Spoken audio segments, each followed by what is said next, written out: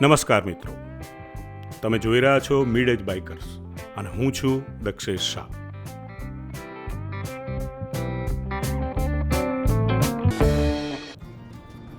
દોસ્તો, આજે અમે તમને લઈ જઈ રહ્યા છે અમારા જીવનની અત્યાર સુધીની સૌથી ચેલેન્જિંગ બાઇક યાત્રા પર. આ યાત્રા છે ઓમ પર્વતની.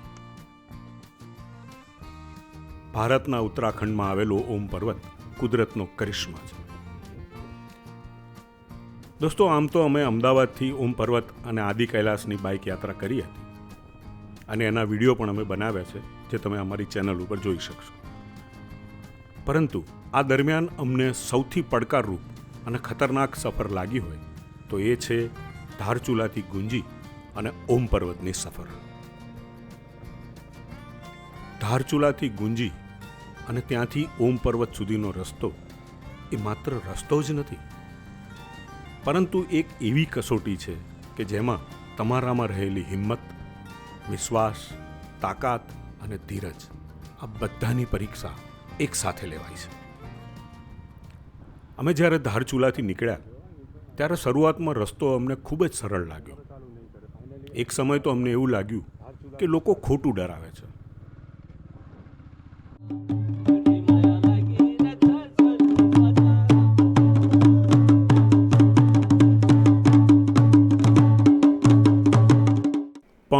પણ જેમ જેમ અમે આગળ વધતા ગયા એમ ધીમે ધીમે આ રસ્તો ખૂબ જ મુશ્કેલ બનતો ગયો.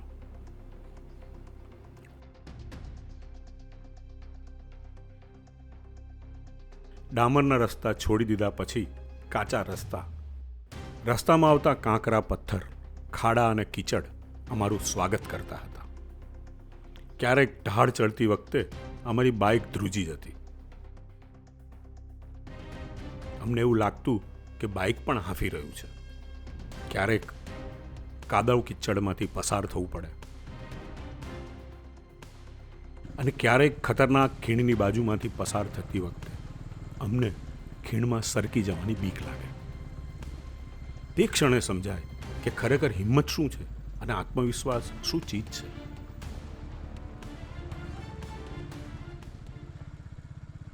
દોસ્તો, આ યાત્રાની સૌથી મોટી વાત, આ યાત્રામાં હું એકલો નહોતો.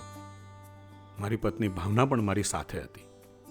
55 વર્ષની મારી ઉંમર અને 54 વર્ષની તેની, પણ અમારા બંનેના મનમાં ઉમંગ અને સાહસ યુવાનો કરતાં સહેજ પણ ઓછું નહોતું. જ્યારે અમારી બાઇક કાદવમાં ફસાઈ ત્યારે એ બાઇક ઉપરથી ઉતરી અને પગે ચાલી. ક્યારેક એણે ઢાળ પણ ચડ્યો અને ક્યારેક બાઇકને ધક્કો પણ માર્યો. અમે જ્યારે પણ થાકતા ત્યારે એકબીજાને હિંમત આપતા, કારણ કે ત્યાં અમારા સિવાય કોઈ જ નહોતું.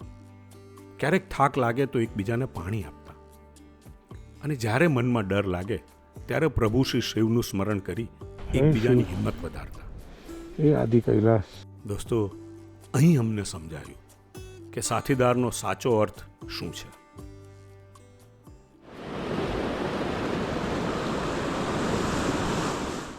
ઘણીવાર અમને મનમાં સવાલ થતો કે શું હવે આગળ નહીં જઈ શકાય?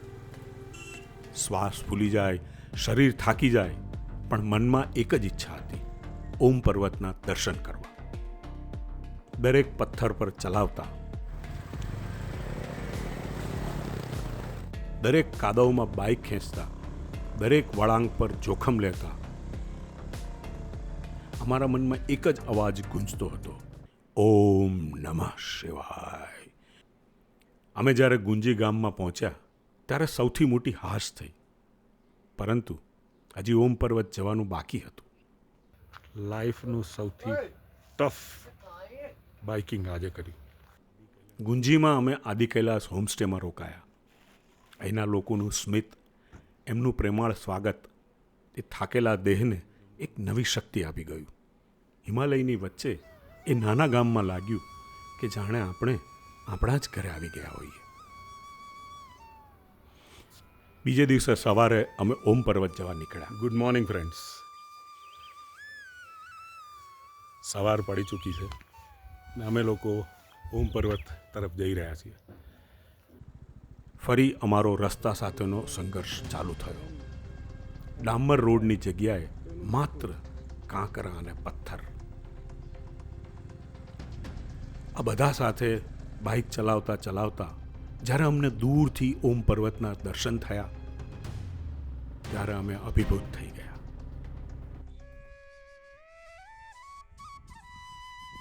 હિમાલયની ગોદમાં સફેદ હિમથી ઢંકાયેલો ઓમ પર્વત અને એ જ બરફથી લખાયેલું ઓમ.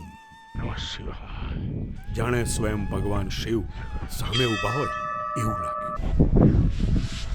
આ છે દેવાધિદેવ મહાદેવ. અમે એક ક્ષણે બધું જ ભૂલી ગયા. થાક, મુશ્કેલ રસ્તા, જીવનું જોખમ, બધું જ. માત્ર મનમાં એક જ ભાવ ઉઠ્યો કે આ સફર અમારા જીવનની સૌથી મોટી સિદ્ધિ છે. દોસ્તો, આ યાત્રાએ અમને એક જ વાત શીખવી: ઉંમર ક્યારેય અવરોધ નથી.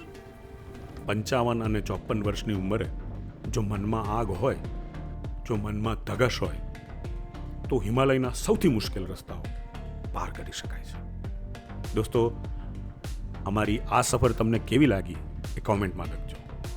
અને જો વિડીયો પસંદ આવ્યો હોય તો લાઈક કરજો, શેર કરજો, હાઈક કરજો અને અમારી ચેનલ સબસ્ક્રાઈબ કરવાનું ભૂલતા નહીં. આભાર.